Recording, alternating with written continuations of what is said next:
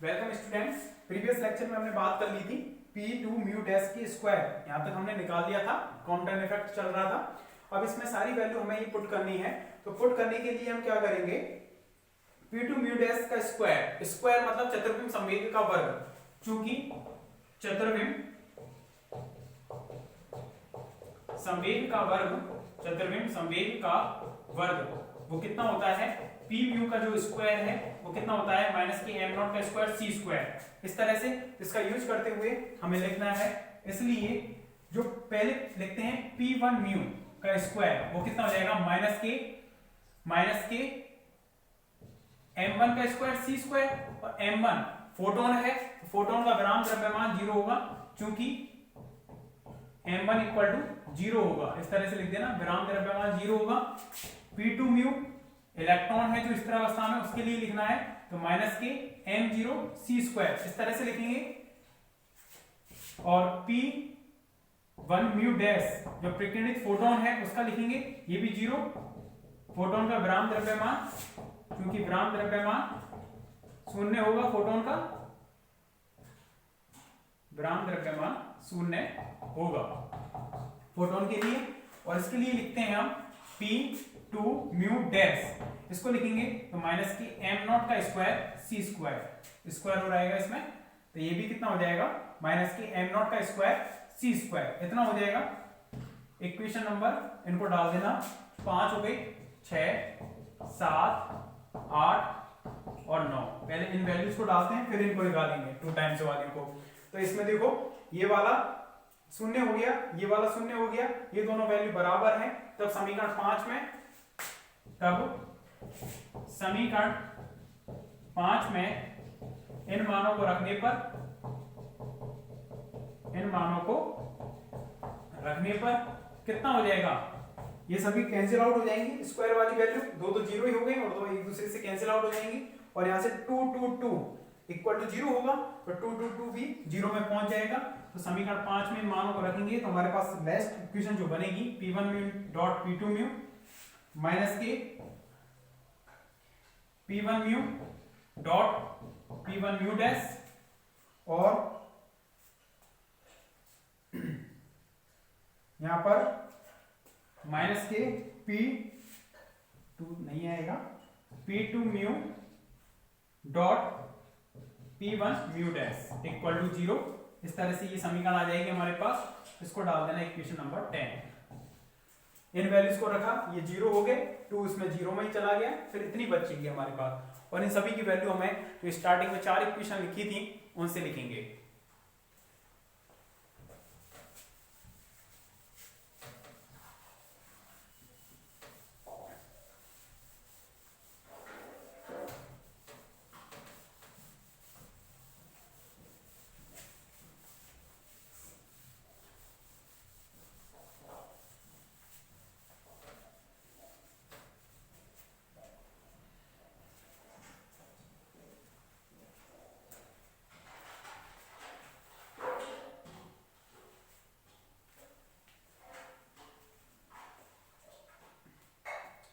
अब P1 mu into P2 mu निकालेंगे, P1 mu dot P2 mu, इसको किस तरह से निकालेंगे, देखो P1 म्यू कितने के बराबर था हमारा, h mu upon c iota h mu upon c dot P2 vector, P2 mu 0 के बराबर था, इक्वेशन उनसे वैल्यू रख रहे हैं सीधी, ये 0 था, और iota m not c square upon c इस तरह से था, इसका इसके साथ 0 हो जाएगा, आयोटा आयोटा माइनस में हो जाएगा, और h म्यू आ जाएगा, सी स्क्वायर से सी स्क्वायर कट जाएगा, इतना बचेगा माइनस के h mu m not P1 mu dot P2 mu. Equation number इसको डाल देंगे हम 11, एक वैल्यू आ गई। दूसरे निकालते हैं हम P1 म्यू डॉट, कौन सी है, P1 म्यू डैश, इसको देखें P1 म्यू डैश, इसकी वैल्यू कितनी थी, P1 vector iota E1 upon c dot करना है P1 dash vector, P1 dash vector iota E1 dash upon c, इस तरह से करना होगा इसके साथ। तो इन दोनों के बीच का जो एंगल है तो यहां पर हो जाएगा P1 vector dot P1 dash vector, P1 vector dot P1 dash vector minus में आ जाएगा iota iota minus E1 dash upon में सी स्क्वायर, ये हो जाएगा। अब देखो P1 P2 दोनों की वैल्यू लिखेंगे एच न्यू अपॉन सी, यहाँ पर एच न्यू अपॉन सी, लेकिन उससे पहले हम इसको इस तरह से लिखते हैं, इसको खोलते हैं पहले, इसमें ही ध्यान रखना इसमें एंगल आता है दोनों के बीच में, इसलिए हमने पहले P1 और P1 वेक्टर के फॉर्म में लिखा है, P1 डैश cos फाइव, इस तरह से होगा P1 डैश cos फाइव और माइनस के E1 डैश अपॉन में सी स्क्वायर, इस तरह से हो जाएगा। P1 इनकी वैल्यू लिखेंगे एच न्यू अपॉन सी, इसकी वैल्यू हो जाएगी h nu dash upon c cos phi, a dot b से खोला है ए बी cos थीटा, और यहाँ पर एच न्यू डैश अपॉन में सी स्क्वायर, इस तरह से लिखेंगे। तो h square nu dash upon में सी स्क्वायर cos फाइव और माइनस में H square nu dash upon में सी स्क्वायर, इस तरह से लिख देंगे इसको। तो h square nu dash upon c square, h square nu dash upon c square common आ जाएगा, और cos फाइव माइनस के 1 इसमें बचेगा, cos फाइव माइनस की 1, ये किसकी वैल्यू आई, इसकी चल रही है P1 mu dot P1 mu dash, यहां तक लिखो। और इसके बाद इसको भी निकाल देंगे P2 म्यू और P1 म्यू की। बस चतुर्भुज सममित संरक्षण का नियम लगाना है, और जिन जिन की वैल्यू को पूछ रहा है उनको निकालते जाओ और उसमें पुट करते जाओ, ये काम करना था। एक साथ भी रख सकते थे हम सभी वैल्यूज को पहले निकाल कर, लेकिन उसमें क्या है कि हमें थोड़ी समीकरण इजी मिल गई 10, अब यूज कर रहे हैं उनका, पहले भी कर सकते थे।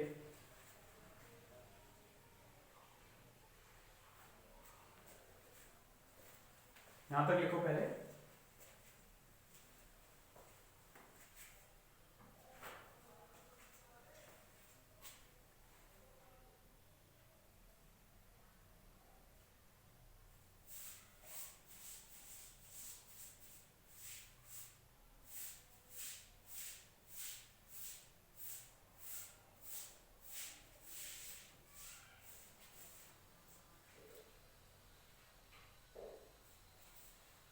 समवेग की वैल्यू याद होनी चाहिए आपको, एच ई अपॉन सी कैसे निकालेंगे, ठीक है।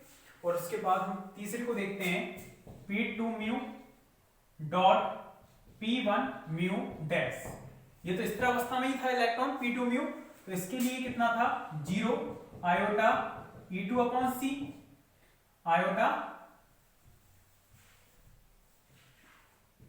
E2 अपॉन सी और डॉट P1 म्यू डैश, यानी विकिरणित फोटोन के लिए, तो विकिरणित फोटोन के लिए h nu upon c iota h nu dash upon c, इस तरह से लिखेंगे। जीरो होने की वजह से जीरो हो जाएगा, आयोटा आयोटा माइनस में हो जाएगा, E2 H nu dash upon में सी स्क्वायर हो जाएगा। E2 कितने के बराबर था, m नॉट सी स्क्वायर, ठीक है। E2 जो स्थिर अवस्था में इलेक्ट्रॉन था उसका विराम द्रव्यमान ऊर्जा, और एच न्यू डैश अपॉन में सी स्क्वायर, तो सी स्क्वायर से सी स्क्वायर घट जाएगा, माइनस के एम न्यू, ये हो जाएगा। इक्वेशन नंबर इस पर डाल देना, 11 हो गई, इस पर 12 और इस पर 13, और तीनों वैल्यूज को समीकरण 11, 12, 13 को समीकरण 10 में रखेंगे। समीकरण 11, 12 व 13 से मान समीकरण 10 में रखने पर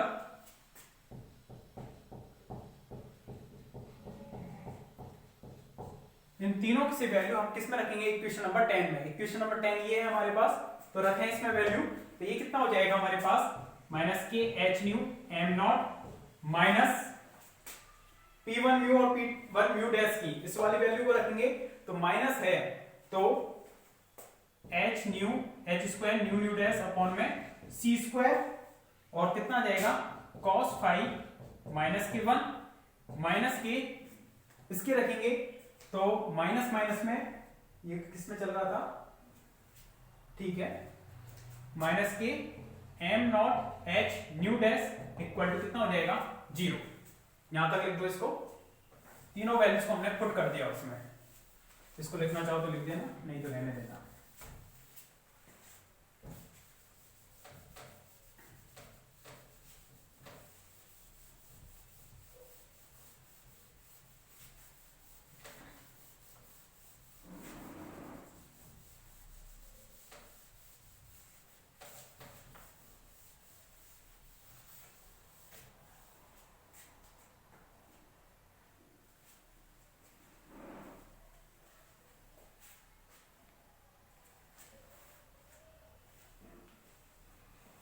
आगे देखो, इसमें इन दोनों को फर्स्ट और थर्ड टर्म को उधर ले जाते हैं, कितना हो जाएगा हमारे पास माइनस के h square nu nu dash upon c square cos five minus के 1, इस तरह से उधर ले गए तो प्लस में एच न्यू एम नॉट आएगा और माइनस के प्लस में H nu dash am not आएगा, इस तरह से आएगा।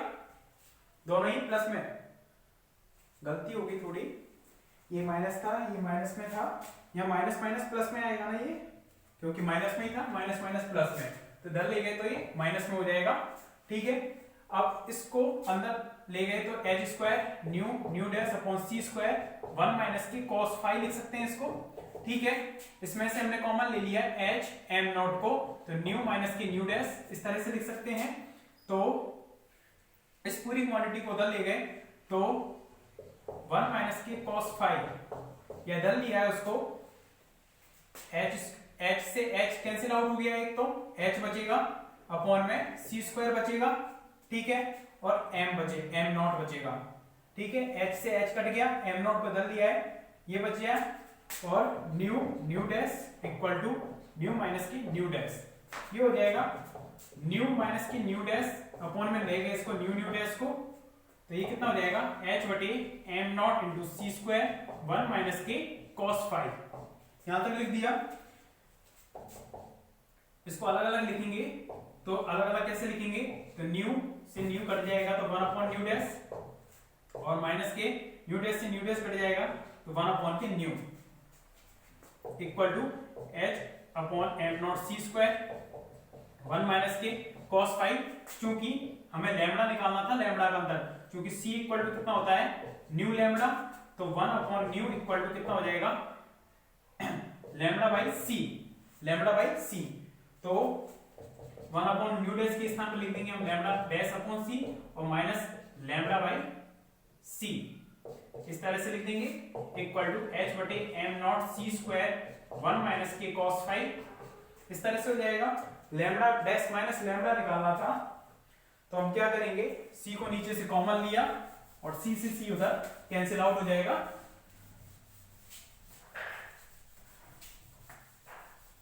देखो तो c से c कैंसिल आउट हो जाएगा, तो लैम्डा डैश माइनस के लैम्डा इक्वल टू एच बटे एम नॉट इंटू सी, ये कैंसिल आउट हो जाएगा, और 1 माइनस के कॉस फाइव इतना आ जाएगा, जिसको हम लिख सकते हैं delta lambda equal to lambda dash minus के लैम्डा इक्वल टू एच बटे एम नॉट सी 1 माइनस के कॉस फाइव।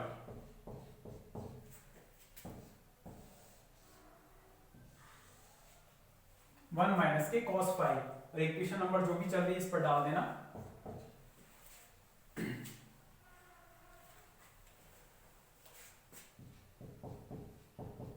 और जहां h बटे एम नॉट इंटू सी, इसकी अगर हम वैल्यू निकालें तो वो कितनी आएगी, देखो 6.62 इंटू 10⁻⁻34, प्लांक कांस्टेंट होता है ये।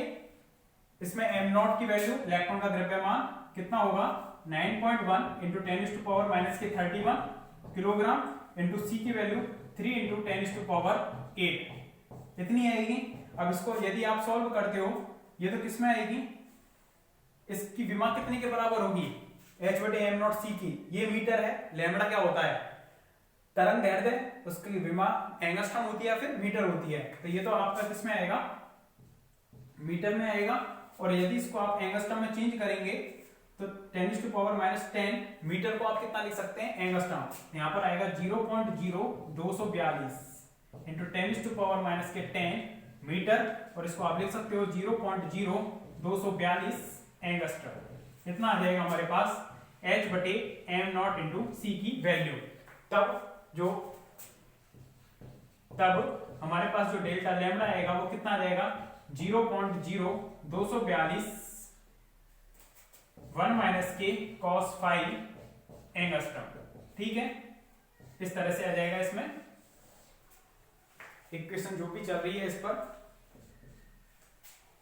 कौन सी हो गई, इस पर देख लेना अपने हिसाब से।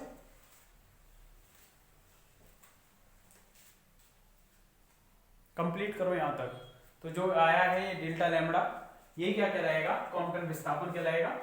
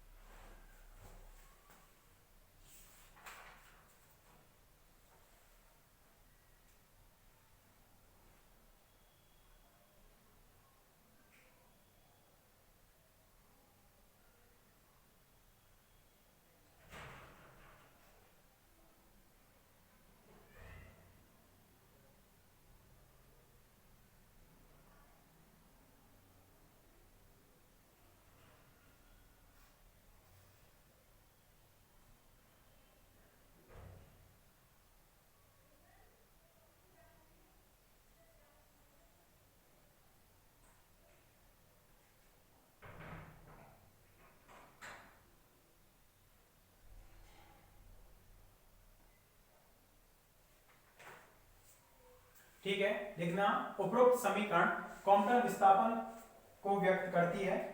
उपरोक्त समीकरण कॉम्पटन विस्थापन की समीकरण को व्यक्त करती है। स्पष्ट है कि कॉम्पटन विस्थापन का मान मतलब उसकी तरंगदैर्घ्य में कितना चेंजेस आएगा उसका मान किस पर डिपेंड कर रहा है, फाई पर।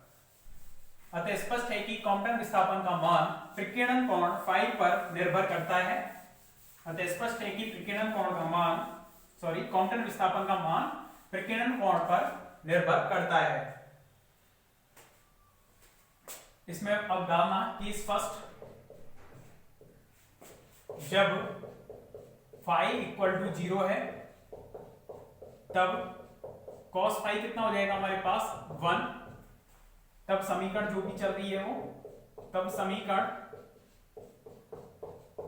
से कितना हो जाएगा हमारे पास जो भी है समीकरण number, delta lambda equal to हमारे पास कितना आ जाएगा 0.0242 और 1 माइनस के 1 एंगस्ट्रम, यानी कि कितना हो जाएगा 0। मतलब इस स्थिति में खुद सोचिए कि एक फोटोन आया, स्थिर इलेक्ट्रॉन के साथ उसने विकिरण इंटरेक्शन किया, अन्योन्य क्रिया की और सीधा निकल गया। मतलब उसने कोई भी एनर्जी उसको दी नहीं है, इलेक्ट्रॉन को सीधा निकल गया, तभी तो उसका विकिरण नहीं हो पाया, तभी तो फाई इक्वल टू 0 है। तो उस स्थिति में उस फोटोन की एनर्जी में कोई चेंजेस आएगा क्या, नहीं आएगा, क्योंकि उसने उसके साथ इंटरेक्शन किया ही नहीं, एक तरह से उसको एनर्जी ट्रांसफर की ही नहीं। तो लिख देना इस स्थिति में कॉम्पटन विस्थापन परिलक्षित नहीं होगा। इस स्थिति में कॉम्पटन विस्थापन परिलक्षित नहीं होगा या प्रेक्षित नहीं होगा, परिलक्षित या प्रेक्षित कोई सा भी वर्ड लिख देना। इसके बाद केस सेकंड है जब जो प्रकीर्णन कोण है फाई उसका मान पाई हो, तब कॉस पाई कितना हो जाएगा हमारे पास माइनस के 1। कितना हो जाएगा जब फाई इक्वल टू पाई है तब कॉस पाई इक्वल टू -1 हो जाएगा। तब समीकरण जो भी है वो डेल्टा लैम्डा इक्वल टू कितना आएगा 0.0242 और 1 माइनस के कॉस पाई, इस तरह से लिख दो एंगस्ट्रम में, यानी कि कितना हो जाएगा 0.0242 1 प्लस 1 एंगस्ट्रम, यानी 2 टाइम्स ऑफ इसका, तो कितना हो जाएगा 484 एंगस्ट्रम डेल्टा लैम्डा। मतलब इस स्थिति में मतलब फोटोन आया, उसके साथ इंटरेक्शन किया और पुनः वापस लौट गया, तो इस स्थिति में जो प्रकीर्णन कॉम्पटन विस्थापन है वो अधिकतम परिलक्षित होगा। लिखना इस स्थिति में कॉम्पटन विस्थापन